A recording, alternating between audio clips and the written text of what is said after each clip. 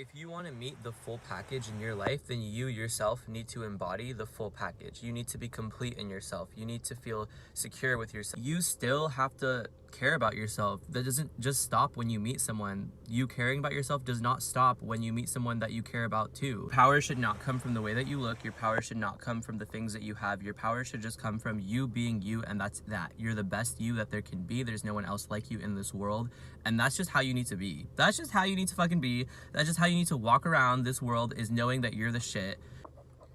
Hey guys, so this video is basically going to be how to get over a heartbreak. I've been through this a few times, and one of the first things that I always do is go on YouTube and try to find a video of someone who's like been in a similar situation, or someone who like knows what I'm going through, and basically try to find someone who tells me like, you're a bad bitch, like you don't need anyone, blah blah blah, and like I'll feel good for a few months, but I used to think like that was the reason why I was feeling good, was that I found someone to talk to me about it and like really uplift me. And that's a large part of it, but I don't know, I kind of found a theme with all of those types of videos where it's just kind of like, there's basically a very dangerous lesson that is being advertised to everyone, and that's kind of like, you are permitted to feel like shit within yourself, and hopefully one day you'll find a guy or girl good enough to save you. And that's just not how we should be thinking. That's really far from the case. And if you begin a relationship upon that foundation, a lot of times you'll find it turns toxic really quickly. No relationship in this world that will ever complete you, and that's something that I had to learn the hard way several times. I'm still learning it, actually. And I used to like try to compensate and try to like figure out what I could be doing to make myself more worthy of having a relationship, or like relying on my looks or relying on my personality or the things that I like to do. If you really want to be in a relationship and you really want someone to treat you with the respect that you deserve, you have to believe that you deserve respect. I kind of started to shift my thinking from whenever I go through like some sort of heartbreak situation to, how could this happen to me, or you know, why did this happen to me, or like I don't deserve this. And I don't know, like I stopped feeling sorry for myself. And I'm not saying that like you guys are all feeling sorry for yourselves, and like if you really want to take heed of the situation, if you really want to find out why things like this might be happening to you over and over and over and over again, instead of saying woe is me, or oh I'm just not good enough, or oh I'm just not hot enough, or I'm not skinny enough, or whatever, you kind of just have to shift your thinking to, this behavior has nothing to do with the things that I've said. It has nothing to do with the things that I wear. It has nothing to do with the way that I look, or the way that I talk, or the way that I act. It has nothing to do with any of that. In fact, you see the like dumbest trailer trash people in relationship after relationship after relationship, or lifelong relationships, and they have no problems with having a relationship, and you wonder, wow, all these shitty people are like in relationships. What are they doing that I'm not doing? All they're doing is thinking that they're worthy of having a relationship, and that's really the hardest lesson of all. Okay, so the real tea is this lesson that's being advertised, where one day you're gonna meet the one and like be able to understand what qualities you want in a person and what you really want, and be able to identify that when you first meet someone. That stuff's important, don't get me wrong, but that's like 20% of it.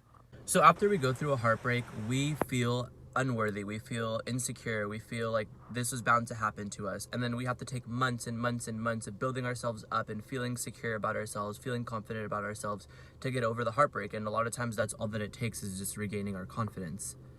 You should feel secure in yourself with or without a partner. And I know that's easier said than done, but your confidence should not be determined by having someone in your life. Your confidence should not be determined by being able to have a relationship. Your sense of self-worth should not rely on another person. And the longer that it does rely on another person, the longer that you rely on other people, not just relationships, but your friends or the people that you meet, to make you feel good about yourself, is the longer that you're going to perpetuate this cycle of attracting shitty people into your life. Because relationships aren't supposed to be a band-aid for a fragmented sense of self-worth. They're not supposed to be a band-aid for you feeling like crap about yourself. They're supposed to be a reward for completing yourself, for putting yourself first. Even if you've been married for 30, 40 plus years, you still have to care about yourself. That doesn't just stop when you meet someone. You caring about yourself does not stop when you meet someone that you care about too. That person is added on, and if anything, they're always going to be second to you. Yes, we put people that we care about first in a lot of situations, but we have our own needs, and the moment that we forget our own needs, and the moment that we forget what makes us feel complete, is the moment that we're going to be walked all over. If you want to meet the full package in your life, then you yourself need to embody the full package. You need to be complete in yourself. You need to feel secure with yourself. You need to feel happy to live your life day to day, excited to get up in the morning. You need to feel excited to look good. You need to feel excited to hang out with your friends, to do your hobbies, to live your life. And the longer you feel like your life is going poorly and you're going to be happy when you have a relationship, then when that relationship does come, you're not going to be happy in it. Attract people who make you feel like you've been saved, but then a few months down the line you're going to realize this person doesn't really care about you, and it actually has nothing to do with that person. Yeah, they suck, but then whether you know it or not, subconsciously that person knows that you don't give a fuck about yourself, and they're going to take advantage of that. And whether they even want to take advantage of that, it's also subconscious for them too. I mean, we have a tendency to take advantage of people who allow themselves to be walked all over. That's just being human. And yeah, it doesn't make it fair, it doesn't make it right, but that's just the reality. I mean, you probably can think of a time when you've met someone who is so nice and who would do so many things for you, whether it be like in school or in a workplace setting, where you almost feel like guilty because you keep using them and you have to pull yourself back. If not, maybe that's just me, maybe I'm a shitty person, but I know that there are people in your life that go above and beyond for you, that you tend to think, wow, like they never really ask me for anything, or they never really put me first.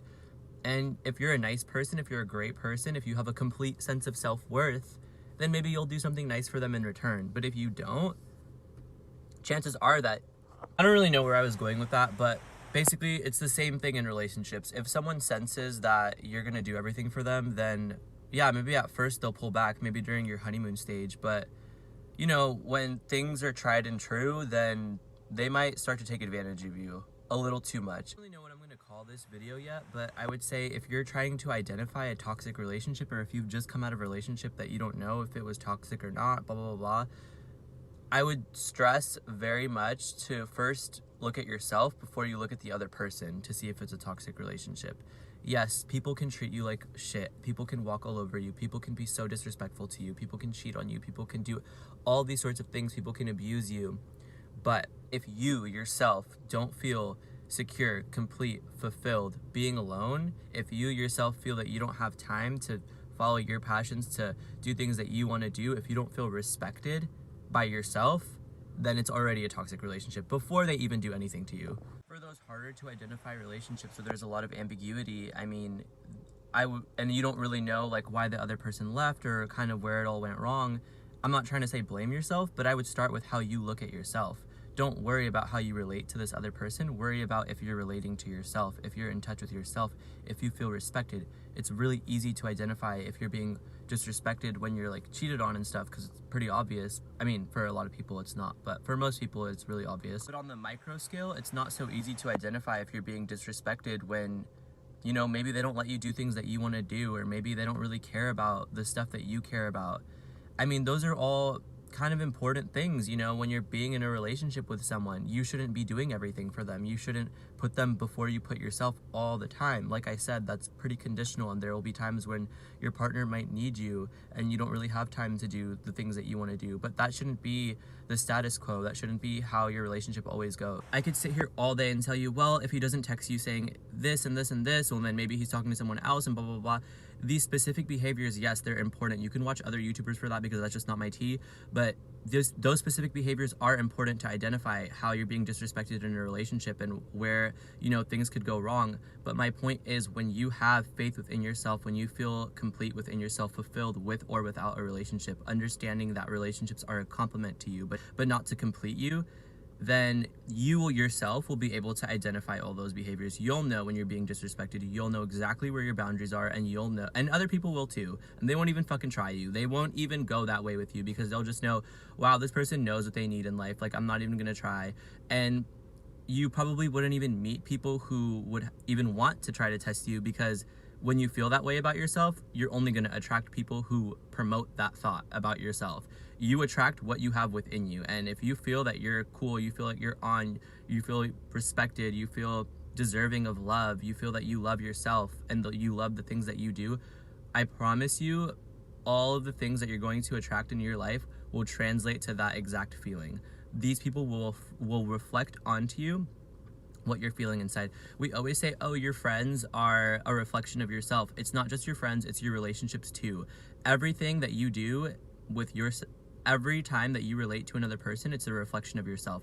If you're relating to other people out of insecurity, if you're relating other people to get compliments or to feel validated, then you're going to attract people who will take advantage of that opening, will take advantage of that in. But if you are relating to people out of confidence, out of respect for yourself, they will relate to you the same way.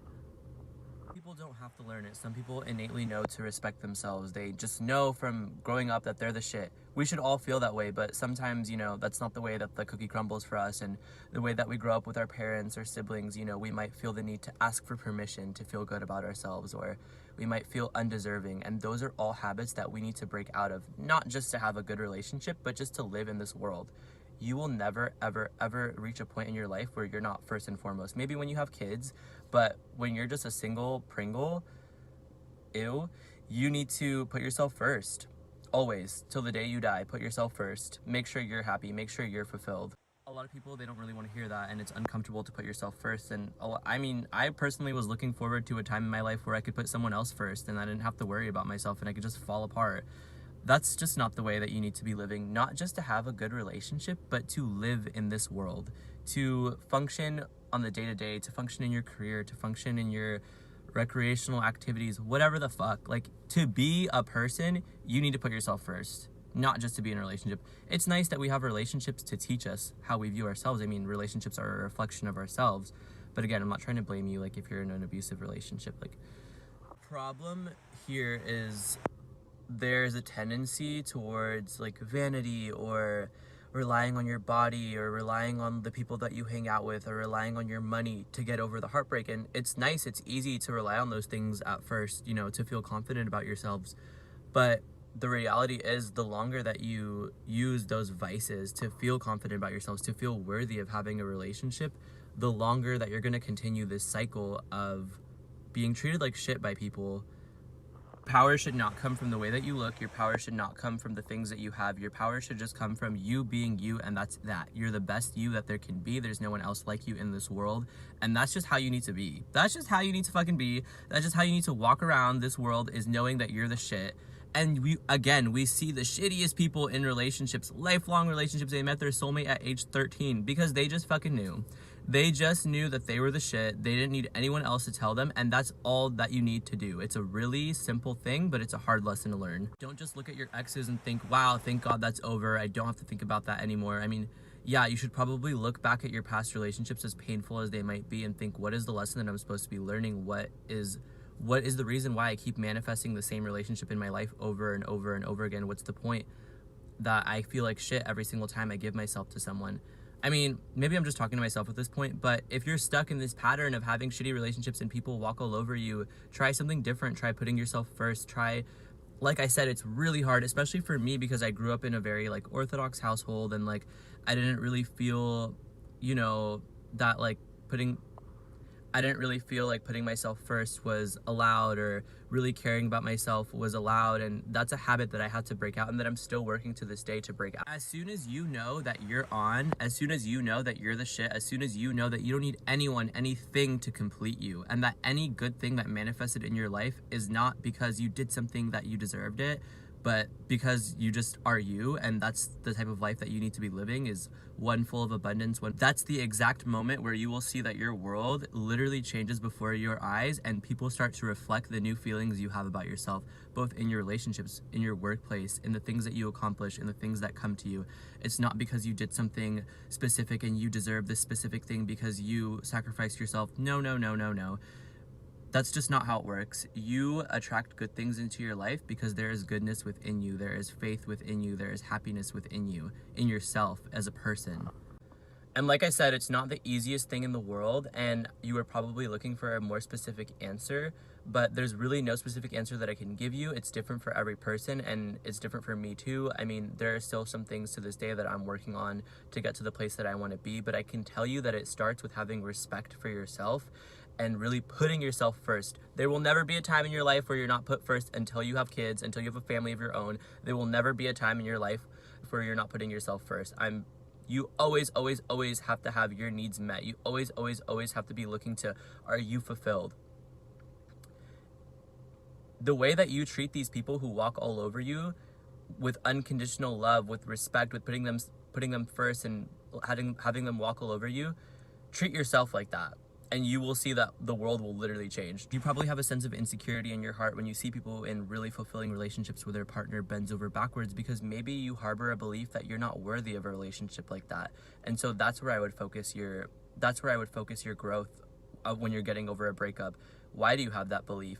Feel worthy of a relationship like that. You shouldn't be feeling like, wow, he texted me back.